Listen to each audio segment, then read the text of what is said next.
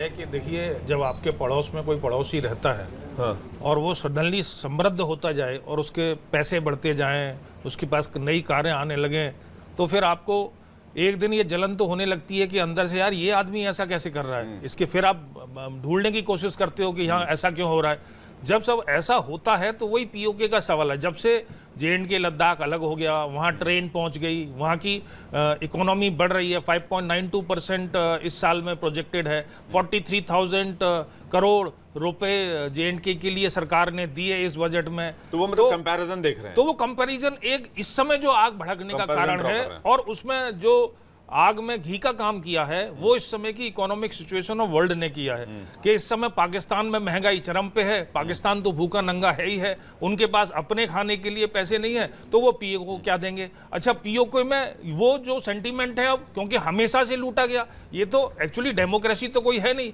ये जो पंजाबी आर्मी है वहाँ पे, जो सिर्फ पंजाब को अपना मानती है, चाहे वो बलूचिस्तान हो, सिंध हो, गिलगिट हो, पीओके हो, उनका उससे लेना देना नहीं। तो ये तो उसके असेट्स को चूस रहे, वापस कुछ देते नहीं है। कहने को ऑटोनॉमी दे रखी है पर कोई नहीं है। तो ये बहुत बड़ा एक फैक्टर है इस समय आग भड़कने का। और मैं इस बात से सहमत हूं कि हमें वेट एंड वॉच पॉलिसी करनी चाहिए। ये अपने आप आएगा। जो 12 सीटों की बात हो रही है ना, जिसके पीछे पड़ रहे हैं कि 1947 के बाद मुहाजिरों को जो 12 सीटें वहां दी जाती है, मैं आपको बता रहा हूं, आज की स्टडी करिए, वो सब 1947 के बाद वाले लोगों के पास नहीं है।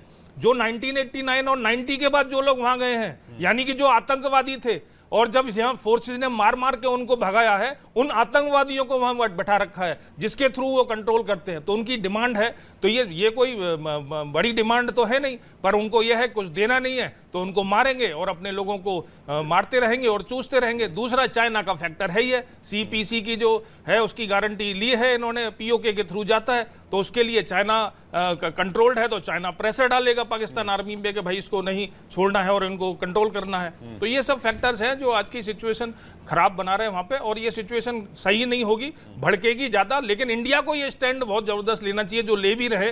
पूरे वर्ल्ड में इस बात का हंगामा मचा देना चाहिए कि ये गलत हो रहा है, और वाकई में गलत हो रहा है। इस सिचुएशन को मैं 1971 से भी कोरिलेट कर सकता हूं। इंडिया ने, MEA ने कहा है और इस कई प्लेटफॉर्म पर इसको उठाया है कि मानवाधिकारों का उल्लंघन हो रहा है वहां पर।